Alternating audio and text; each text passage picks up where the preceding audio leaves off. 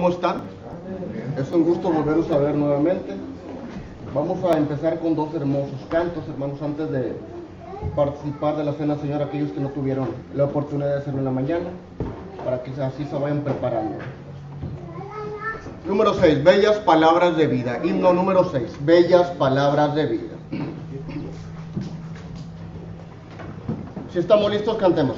Oh, cántamelas otra vez, bellas palabras de vida. Hay en ella mi gozo y luz, bellas palabras de vida. Sí, de luz y vida, son sostén y guía. Qué bellas son, qué bellas son, bellas palabras de vida. Qué bellas son, qué bellas son, bellas palabras de vida. Jesucristo a todos da bellas palabras de vida. Hoy escúchalas, pecador, bellas palabras de vida. Bondadoso te salva y al cielo te llama. Qué bellas son, bellas palabras de vida. Qué bellas son, bellas palabras de vida. Grato el cántico sonará, bellas palabras de vida. Todos pecados perdonará, bellas palabras de vida. Serenos y vida, son sostén y guía. Qué bellas son, bellas palabras de vida. Qué bellas son, bellas palabras de vida. Amén.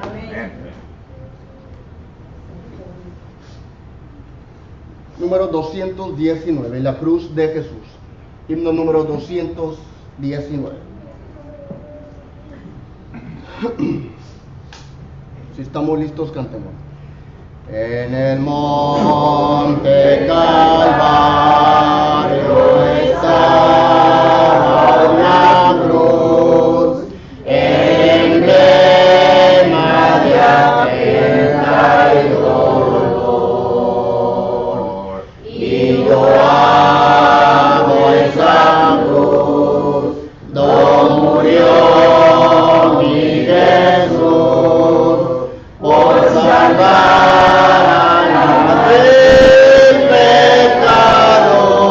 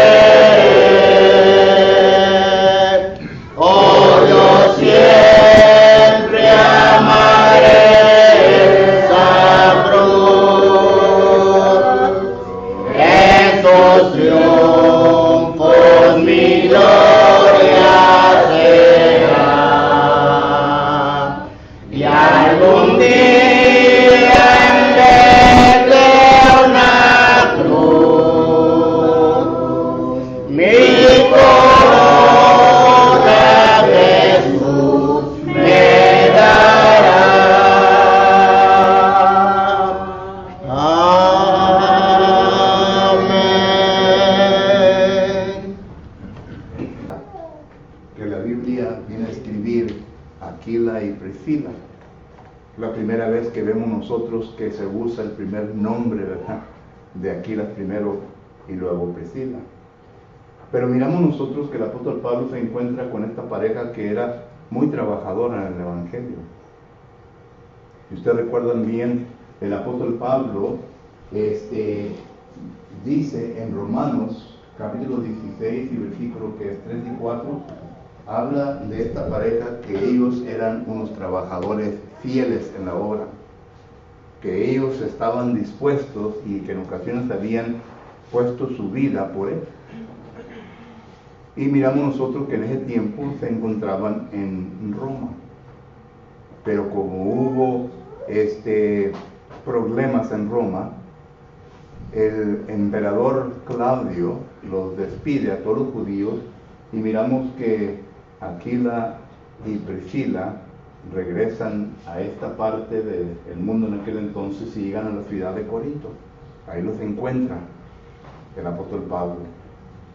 Y miramos que ellos entonces pues trabajan, pero entran a las sinagogas. Noten que hemos ya establecido en el establecimiento de una congregación, el patrón bíblico que miramos nosotros es evangelismo, confirmando los ánimos y estableciendo organización bíblica. ¿Recuerdan? Esos tres puntos los vemos en cada congregación o congregaciones que el apóstol Pablo ha establecido. Hechos capítulo 14, versículo 21 en adelante, habla de eso. Y también lo vemos nosotros en la congregación que se estableció en Jerusalén, en la congregación que se estableció en Antioquía. Y ahora lo estamos viendo también en la congregación que se está estableciendo aquí en la ciudad de Corinto. Evangelismo, confirmación y una organización bíblica. Esto es un buen ejemplo para nosotros como congregación, que nosotros necesitamos que entender que el evangelismo es importante, no solamente para el crecimiento de la obra, sino para que la iglesia de Cristo se pueda expandir, no solamente aquí, sino en otros lugares.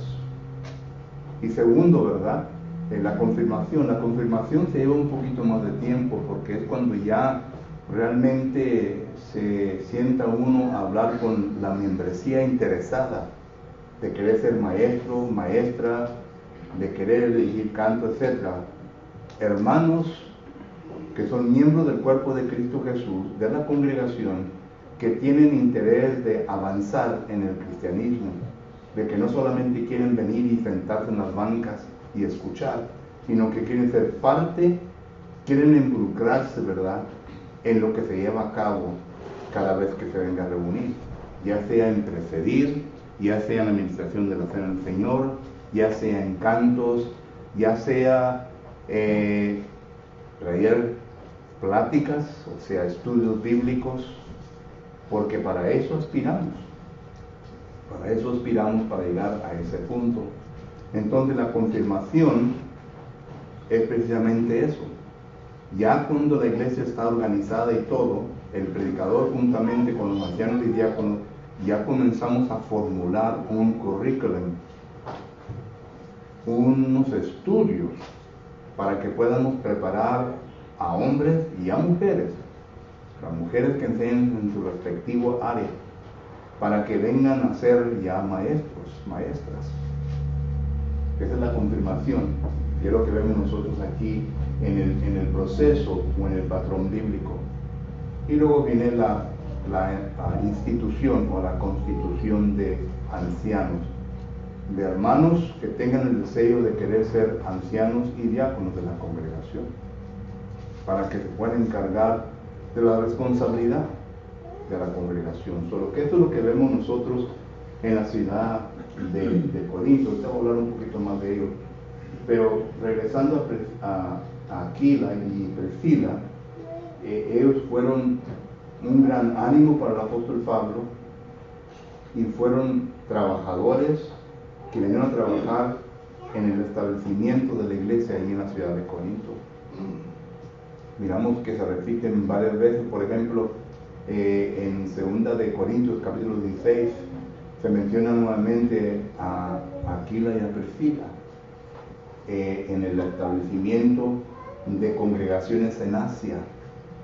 Y luego miramos que en 2 de Timoteo capítulo 4 versículo 19 también se menciona a Aquila y a Priscila. En Hechos capítulo 18 versículo 26 miramos el celo de esta pareja, que ellos no permitían que la palabra de Dios se enseñara de una manera equivocada. Eran muy celosos de la doctrina. Un hombre elocuente en la palabra de Dios llamado Apolos, una gran sabiduría que tenía este hombre, sin embargo fue corregido por Priscila y Aquila en aquel entonces, porque él predicaba algo diferente a lo cual se había establecido, y era concerniente al bautismo de Juan el Bautizador.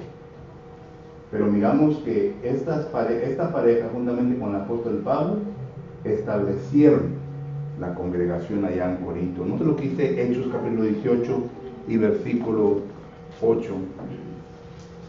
Hechos capítulo 18 y versículo 8 dice lo siguiente: y Crispo, el principal de la sinagoga, creyó en el Señor con toda su casa, y muchos de los corintios, oyendo, creían y eran bautizados. ¿Qué tantos se bautizaron? ¿Con qué tantos miembros empezó la iglesia? No nos dice la Escritura, pero la iglesia empezó. Y miramos nosotros, ¿verdad?, que esto es el principio. Estamos hablando del año, si esto fue en el año 49 al 50, más o menos lo mismo, el año 51, aquí cuando se empieza la iglesia en Corinto. Y esto a pesar, ¿verdad? Número uno, hablamos ahora de las religiones que existían allí en la ciudad de Corinto. En la ciudad de Corinto había una mixtura. La idolatría era la que abundaba en aquel entonces ahí. Había dioses de los egipcios, había dioses de los romanos y había dioses de Grecia. Era una mixtura.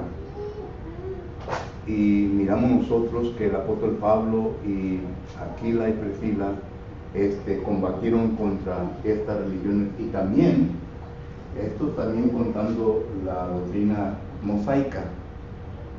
Es decir, que ya para este entonces la doctrina mosaica, aunque fue establecida por Dios, no era la que el ser humano debería de obedecer. Los judaizantes, ellos querían que todo el mundo se vinieran a judaizar. Es decir, sí, se podían bautizar, podían creer en Jesucristo, pero tenían que someterse a la doctrina de Moisés. Y esto lo miramos en Hechos capítulo 15, versículo 1. Eso fue el problema de los judaizantes. Solo que estaba la religión mosaica y luego todas las demás mixturas de la idolatría. Y eso fue lo que enfrentó a Aquila, Priscila y al apóstol Pablo.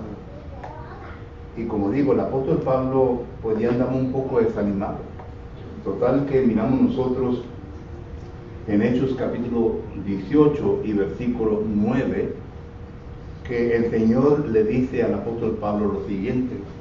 Dice el versículo 9: entonces el Señor dijo a Pablo en visión de noche: no temas, sino habla y no calles, porque yo estoy contigo, y ninguno pondrá sobre ti la mano para hacerte mal, porque yo tengo mucho pueblo en esta ciudad.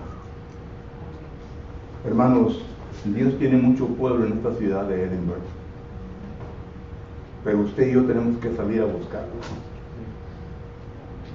Algunos vienen porque andan en busca de algo mejor de lo que el mundo le está ofreciendo. Y estamos agradecidos porque en ocasiones vienen, porque andan en busca. Pero otros andan en busca, pero no salen a buscar, sino que se sienten incómodos, no se sienten a gusto por lo que el mundo ofrece. Saben bien que hay algo mucho más mejor para ellos y su familia, y esos son los que tenemos que salir a buscar. Tenemos que ir a... Buenos días, buenas tardes. Mi nombre es Edilfonso Rodríguez. Yo soy miembro del cuerpo de Cristo Jesús, de la Iglesia de Cristo. ¿Ha oído la Iglesia de Cristo? Fíjese que no ha oído de ella. Es interesante porque ahí estamos en la esquina. Y vengo en esta ocasión para ver si acaso a usted le interesa saber de Jesús, de las buenas nuevas. Me permite un poquito de su tiempo para que pueda yo explicarle qué es lo que la palabra del Señor nos enseña. En ocasiones nomás, ¡pum!, se abre la puerta. En otras ocasiones, ¿verdad?, se echan maldiciones, se dicen maldiciones. Y en otras ocasiones tratan de argumentar con usted. Pero la cosa es que tenemos que salir a buscar. Tenemos que salir a buscar. Así como Pablo, Aquila y Priscila hicieron aquel entonces. Porque recuerde lo que Dios dice: yo tengo mucho pueblo. Yo tengo mucho pueblo. No desmayes, no tengas miedo. Yo estoy contigo, nadie te podrá hacer daño. ¿Creemos este concepto? Si Dios con nosotros, ¿quién contra nosotros? Mayor es el que está en nosotros que aquel que está en el mundo. Juan capítulo 1, Juan capítulo 4, versículo 4. Y la primera cita es Romanos 8:31. Solo que entonces miramos nosotros que esto fue lo que ocurrió, ¿verdad?, en esta ocasión. Y en esta ocasión, pues para mí que era un poquito más difícil, hermanos, por causa de cómo el mundo estaba en aquel entonces. Estamos estudiando los domingos en la mañana el libro de Apocalipsis y miramos que llegó a su punto ya cuando Nerón, Domiciano vinieron a presentarse ellos como Dios y demandaron que a ellos se le adorase como a un Dios, y el que no se sometiera a eso, ellos no podían comprar comida, no podían hacer nada, incluso los mataban a ellos y a toda su familia. Un poquito más difícil, problemático. Hoy en día nosotros aquí en Estados Unidos no tenemos ese problema todavía. Quizás lleguemos a ese punto, pero todavía no tenemos ese problema como en otros lugares, que pues no pueden ni adorar a Dios. Yo recuerdo cuando me invitaron a una campaña en Cuba y ya estaba todo animado yo y bien contento de querer ir, por lo el médico dijo: hermano, tenga mucho cuidado, porque Fidel Castro ahí pone entre los grupos presentándose como hermanitos, pero son espías de Fidel. Y si usted dice una palabra equivocada, y como que todos me conocen a mí, posiblemente hubiera dicho una palabra equivocada, entonces lo ponen en la cárcel y va a ser muy difícil para que salga.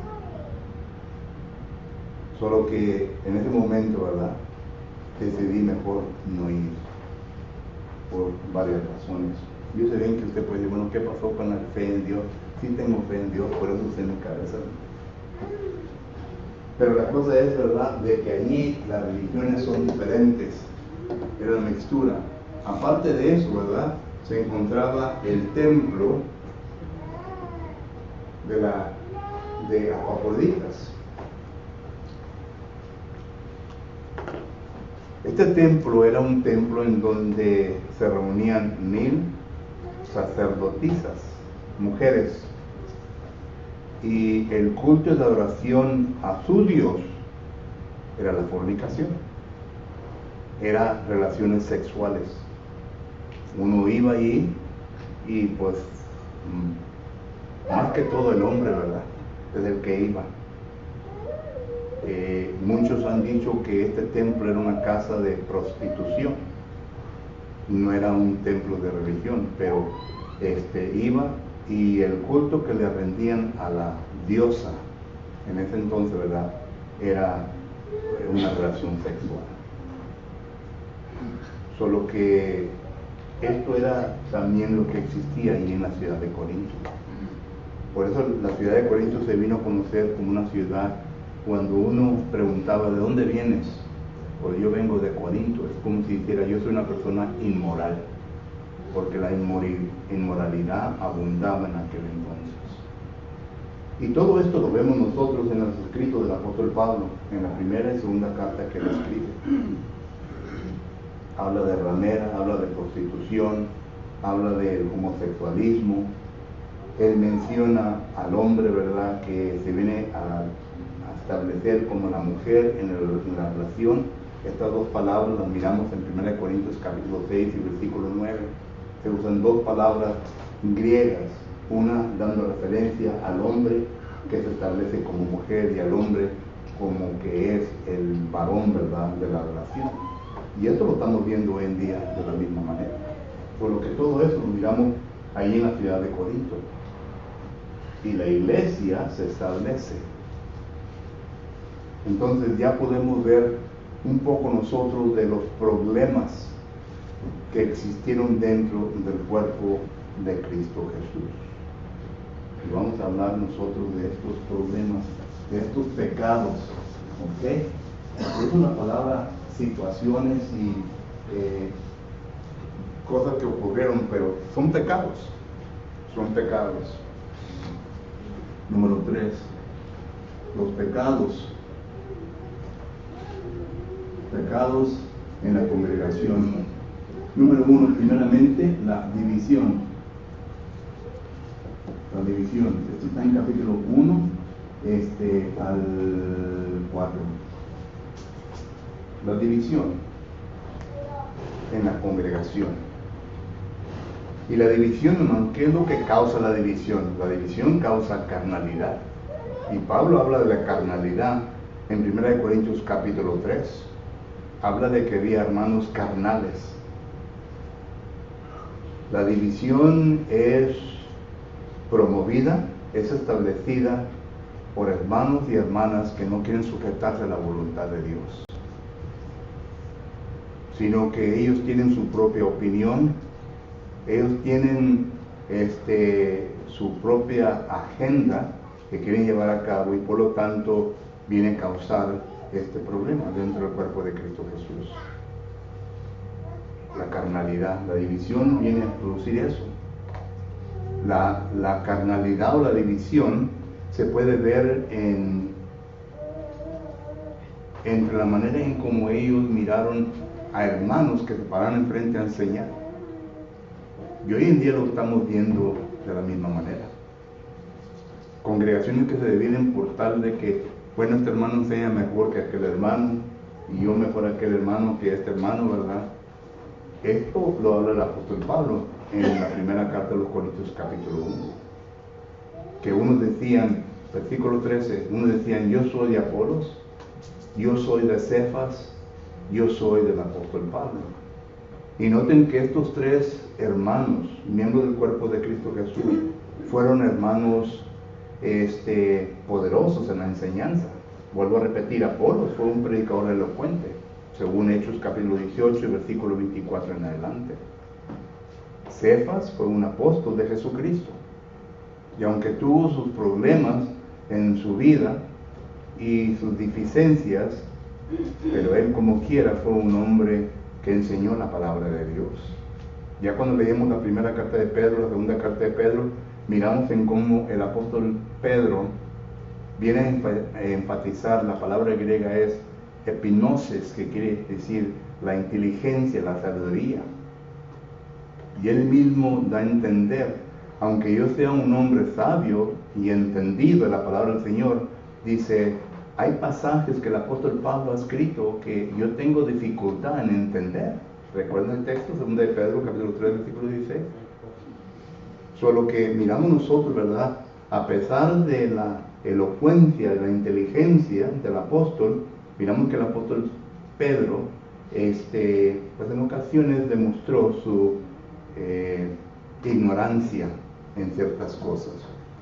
En una ocasión el apóstol Pablo tuvo que reprenderle públicamente, Gálatas capítulo 2 y versículo 11, por causa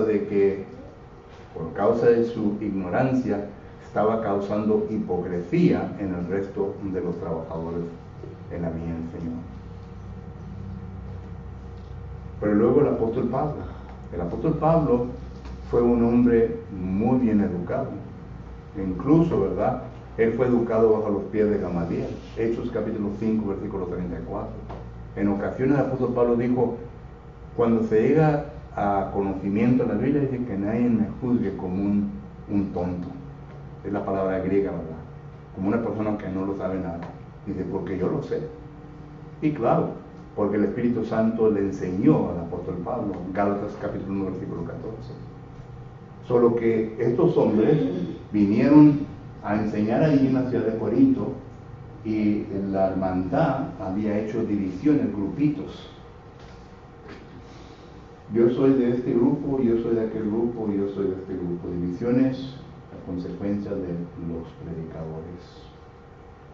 Pero también, hermano, miramos, bueno, una constitución de pecados dentro del cuerpo de Cristo Jesús. Y el tiempo que me queda, quiero rápidamente mencionar, ¿verdad?, algunos. División del 1 al 4. Y luego está la inmoralidad. La inmoralidad, capítulo 5. Y luego está los pleitos civiles, capítulo 6, cuando se andaban llevando a corte uno al otro. Y luego está los pecados del matrimonio. En este tema nos podemos quedar todo un año. Capítulo 7. Y luego está los problemas, ¿verdad?, de la comida. La comida, capítulo 8 y 9. Y luego está del 10. Y luego está, bueno, del 8 al 10. Y luego está concerniente a la cena del Señor, capítulo 11. Y luego está el problema concerniente a los dones espirituales, capítulo 12 al 14. Y luego está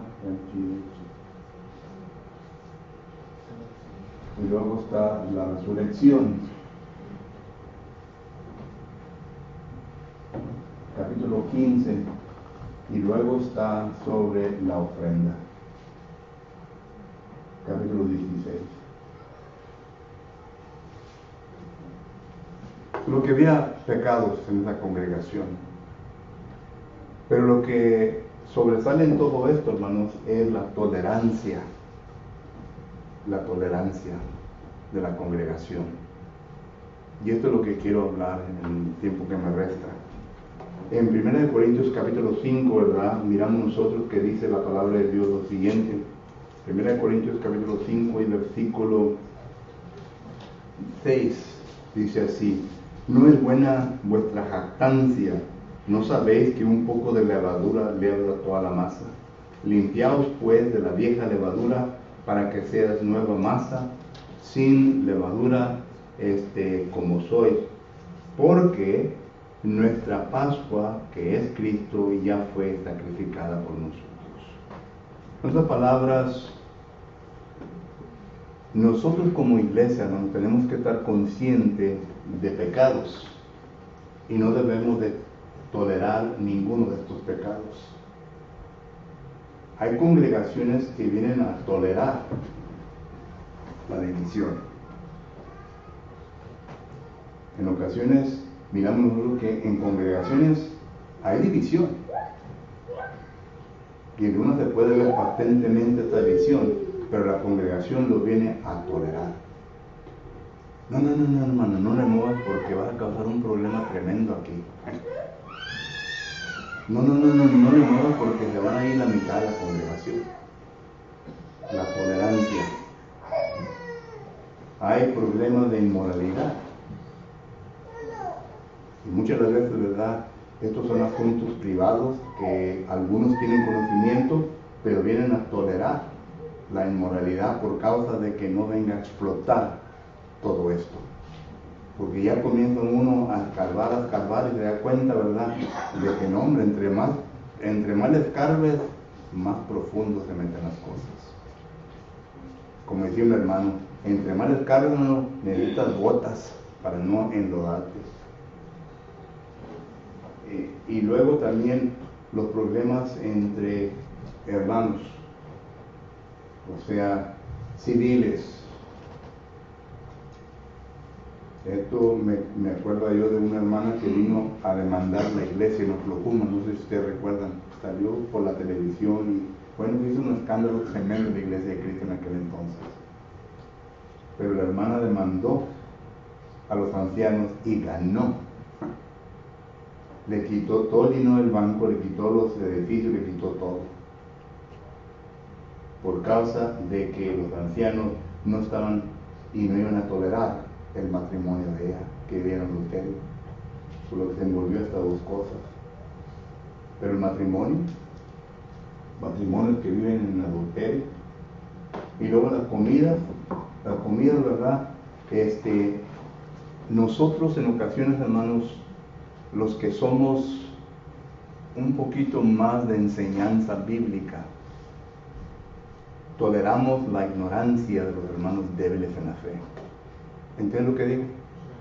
Los hermanos débiles en la fe en ocasiones nos amenazan, cuando realmente no deben de amenazarnos, porque ellos son los ignorantes, no uno. ¿Ok? El apóstol Pablo dice en 1 Corintios capítulo 10, ¿verdad? Dice, ¿qué negocio tiene un hermano débil juzgar mi conciencia? Pues yo sé bien que lo que estoy haciendo yo no está mal, pero porque es débil en la fe, entonces ya viene a juzgar a uno. Y no quiero que malentiendan. No debemos de usar nuestra educación para nosotros hacer lo que le dé la gana, porque el apóstol Pablo dice que tal cosa es pecado. 1 Corintios capítulo 8, versículo 12. Sobre lo que tiene su balance, no quiero que malentiendan, pero en ocasiones miramos nosotros a hermanos débiles amenazando a la iglesia, a la congregación, por causa de que son ignorantes. Y que no, hermano, no se debe hacer esto, que no, hermano, no debe hacer aquello, y que no esto, ¿verdad? Y esto, lo otro. Y voy a traer algo que no agarra preguntas de esto. Por ejemplo, y qué bueno que ya pasó todo eso, pero está el famoso Christmas, el Easter, el Halloween, y todos esos, ¿me entiendes? Cosas. Bueno, todos sabemos que son cosas paganas. No practicamos nada de eso religiosamente. Pero hay su balance en todo eso, ¿ok? Por esto es lo que voy a decir, no voy a decir nada más y no quiero que me pregunten de eso tampoco, porque no lo voy a contestar. Sí, ¿verdad? Que le put in your pocket, ¿ok? Pero miramos nosotros que este era el problema aquí de las comidas. Los hermanos débiles. Y luego viene la cena del Señor. Bueno, en la cena del Señor y en la ofrenda, estos son dos asuntos, hermanos, que hasta el momento nosotros todavía argumentamos con nuestros hermanos en Cristo, porque yo los reconozco como hermanos en Cristo, que se llaman que son anti, ¿verdad? Pero no les gusta que le digan anti, pero son anti-estructurales. O sea, son problemas. La cena del Señor, ¿ok? Y miramos nosotros que esto venimos nosotros tener constantes discusiones. Aquí la ofrenda para los santos, esta famosa frase, ¿verdad? Y aquí, ¿verdad? Que no tienen casas donde deben de comer. Ya condenan a aquellos que tienen sus fellowship rooms y todo eso. Pero lo menciono, no quiero agarrar preguntas. Quizás más adelante estudiemos un tema sobre todo eso, ¿verdad? Pero la cosa es que en estos estudios, hermanos, se necesita mucho la lógica y la filosofía. Uno tiene que estar estudiado en la filosofía y lógica, en las leyes de enseñanzas, en lo que se establece para poder establecer, porque estas cosas no son puntos, ¿verdad?, de black and white, sino que se lleva meditación. Y en ocasiones, si no el razonamiento no está ejercitado, como dice Hebreos capítulo 5, versículo 14, si no está ejercitado, va a tener dificultades en entender las cosas. Y es lo que sucede. Los dones espirituales, pues ya no tenemos que preocuparnos de ellos, ¿verdad? Porque ya no existen dones como existieron en aquel entonces. Y luego la resurrección, también ya la resurrección, ya estamos teniendo problemas dentro de esto de la Iglesia de Cristo. No sé si usted ha oído la doctrina de la tierra renovada. Y en la escatología ya hay debates entre hermanos, miembros del cuerpo de Cristo Jesús, que están debatiendo estos puntos. Nuestros hermanos en Cristo que tienen esta postura dicen que la resurrección ya ocurrió y que ya se ha llegado al punto ahora que tiene para renovar la tierra. Y ya entramos en la escatología, ya entramos en las cosas del último tiempo y todo. Pero todo eso, esto era el problema que estaba teniendo la congregación en Corinto. Solo que se me acabó el tiempo, hermano. Podía seguir, pero se me acabó el tiempo. Yo sé que va a haber junta, ¿verdad? Y no quiero largarles. Pregunta o comentario. No pregunta de lo que dije, de lo que... ¿Aurora? Yo digo que lo importante es que cuando uno entra al cuerpo de Cristo Jesús, que apenas va entrando en el cuerpo, viene aprendiendo mucho al venir a escuchar la palabra de Dios y va aprendiendo las cosas que son incorrectas según la Biblia, ¿verdad? Cuando ya aprende. Y esas cosas que uno ya se da a conocer y que ya sabe que comprende que no deben de ser así como si la está practicando, ¿verdad? Tiene que dejar de hacer lo que está haciendo cuando ya aprendió, porque salimos del mundo y venimos de muchas cosas que uno aprende cuando está en el mundo, pero ya cuando uno entra en la iglesia se da cuenta de muchas cosas y no queremos ser causantes de pecados como la división, que se nos digan, hermanos, miren, yo estoy haciendo esto y ya me di cuenta que no está bien, tengo que dejar de hacerlo, porque si la hermandad se da cuenta y les llama la atención y uno no acepta lo que le está diciendo, ya causamos división y entramos en pecado. Y eso es lo que uno, cuando entra al cuerpo de Cristo Jesús, así como en esa congregación, ellos tenían sus problemas, cada congregación tiene la de ellos, ¿verdad? Cuando uno es miembro de aquel cuerpo, donde pone la membresía, donde entra apenas ser bautizado, cuando se da cuenta tiene que ir dejando esas cosas que va aprendiendo que están en contra de la voluntad de Dios. Y eso es lo bonito, que Dios nos perdona, porque cuando no conocemos, pero ya cuando damos cuenta y no queremos dejarlo, entonces ya es diferente. Tito capítulo 3, versículo 10 dice que el hermano o hermana que causa división después de 1 y 2 amonestaciones excomulgan de la congregación. Eso es quitar la levadura vieja. No queremos llegar a ese punto, pero bíblicamente en ocasiones se tiene que hacer, y esto lo hacen los ancianos de la congregación. Y es duro, ¿Alguien más? Bueno, es que uno tiene que madurar. Entre más se escudriña la palabra, va entendiendo cosas que no son buenas para nosotros ya, esas cosas fuera. Así es, hermano. Sí, hermano, en todos estos problemas que pasó la congregación de Corintio y que hasta la fecha todavía hay, lamentablemente, en la iglesia de Cristo en todo el mundo,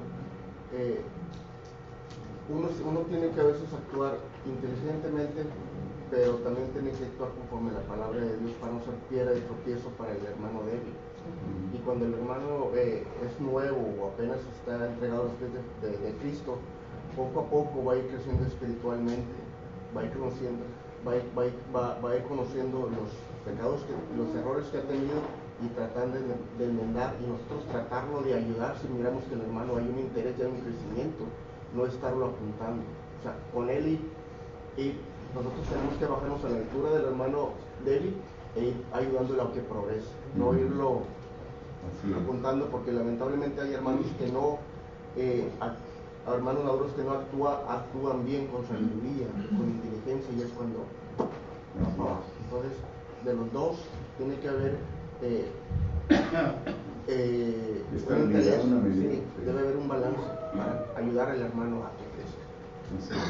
No ser como que yo, no, espérate. Alguna vez nosotros estuvimos en tu lugar y hay que actuar como Cristo debió haber quiere que actuemos. ¿Recuerdan lo que Cristo le dijo a la mujer samaritana? La condenó. Y no peques más. Tu mujer ve y no peques más. Él sabía bien que estaba en pecado. Si alguien conoció la vida de la mujer, fue Jesucristo. Y Jesucristo le dijo a ella en ciertas palabras. Y la mujer dijo: Señor, me imagino que tú eres un profeta, por lo que sabía de su vida. Solo que tenemos que actuar de una manera, ¿verdad?, de ayudar a nuestro hermano o hermana. Somos familia. Tampoco usted, de caso único, una hija, ¿verdad?, hace algo mal en el hogar, ¿verdad?, lo va a correr de su casa. Le va a ayudar, ¿verdad? También queremos ayudarle. Pero ya si el hermano o hermana no quiere estar, entonces ya es cosa y decisión de él o de ella, pero no de nosotros. Nosotros hicimos todo lo posible para poder ayudar. Y esto es lo que miramos nosotros aquí en el capítulo 5. El apóstol Pablo les habla y dice: ¿qué tienen? ¿Qué tienen teniendo esa persona ahí que tiene la mujer de su padre? Echando a Satanás, dice. Y miramos que después, en 2 Corintios capítulo 2, se venía a arrepentir esta persona. Y uno tiene que preguntar, bueno, ¿cómo se demostraron? ¿Qué fue lo que se hizo? Porque hay muchas cosas que la Biblia no nos dice, solamente el principio y el fin, pero ya lo de entre medio, ¿verdad? Pues uno tiene que figurar. Hermano, y ahorita que está hablando usted de Priscila y Aquila y Apolos, luego se me viene a la mente, aquí hay dos tipos de hermanos. La humildad de Apolos, de reconocer que estaba equivocado, y la madurez de esta gran pareja que corrigieron a Apolos de acuerdo bíblicamente y que también tuvieron la humildad de tomarlo a par. O sea, aquí vemos que cuando un hermano tiene una madurez y la humildad juntos que se juntan, olvídese, va para arriba todo. Bueno, tiempo ya se pasó, hermano Monfil. Sí, bueno, ahí en la primera de Pedro 4:3, donde dice que basta ya de hacer, ¿verdad?, las cosas que agradan a los gentiles, porque ya hemos nacido, ¿verdad?, a una vida nueva por medio del bautismo. O sea, debemos de andar en vida santa, así, no andar, ¿verdad?, hacia pecados como es lo que agradaba a los gentiles en las idas, en todo, borracheras y todo eso, ¿verdad? Así es. Bueno, el tiempo ya se terminó, hermano. Gracias por su atención. Espero que esta clase haya sido de beneficio para todos nosotros. En esta ocasión, si acaso hay alguien que necesita la oración de la congregación, bueno, nosotros hay personas que aún todavía no se han revestido de Cristo. Como digo en la mañana, ¿verdad?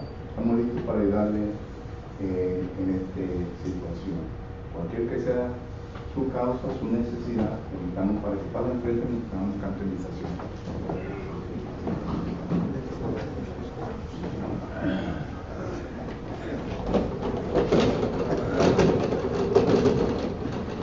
Vamos a estar puestos de pie, hermanos, para entonar el canto de invitación número 193, un día. Número 193.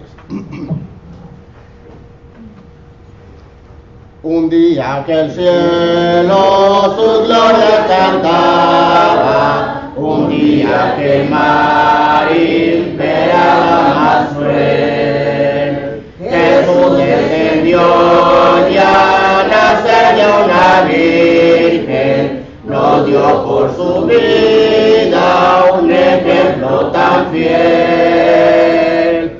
Vivo me amaba, muertos al comer, y en el sepulcro mi mal enterró, resucitado él en mi justicia, un día él viene, pues lo prometió.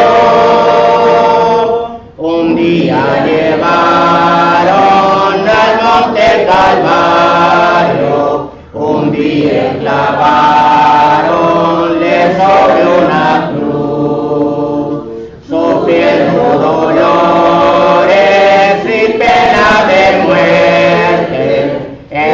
pagando el pecado, salvóme Jesús. Vivo me amaba, muerto salvóme, y en el sepulcro mi mal enterró. Resucitado él en mi justicia, un día él viene, pues lo prometió. Un día dejaron su cuerpo en el huerto, de día de paz, reposo de dolor. Velaban los ángeles sobre el sepulcro de una única eterna esperanza el Señor. Vivo me amaba, muerto salvóme, y en el sepulcro mi mal enterró. Resucitado él es mi justicia, un día él viene, pues lo prometió. Un día la tumba ocultarle no pudo, un día el ángel la piedra quitó. Habiendo Jesús ya la muerte vencido, a estar con su Padre, su trono ascendió. Vivo me amaba, muerto salvóme, y en el sepulcro mi mal enterró. Resucitado él es mi justicia, un día él viene, pues lo prometió. Un día otra vez viene con voz de arcángel, un día en su gloria el Señor brillará. Oh día admirable en que unido su pueblo, flores a Cristo por siempre alzará. Vivo me amaba, muerto salvóme, y en el sepulcro mi mal enterró. Resucitado él en mi justicia, un día él viene, pues lo prometió.